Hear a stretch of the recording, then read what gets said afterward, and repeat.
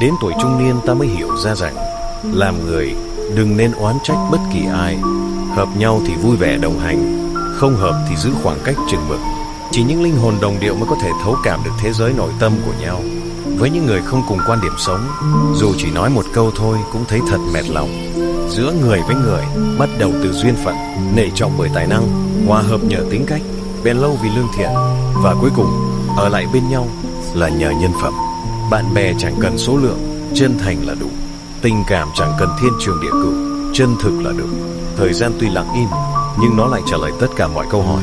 Năm tháng dẫu không lời, nhưng nó lại minh chứng cho mọi chân tình hay giả dối. Mỗi người đều có một quá trình trưởng thành khác nhau.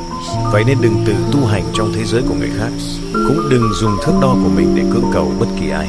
Không phải ai cũng sống theo cách mà bạn thích, và bạn cũng không thể làm hài lòng tất cả mọi người.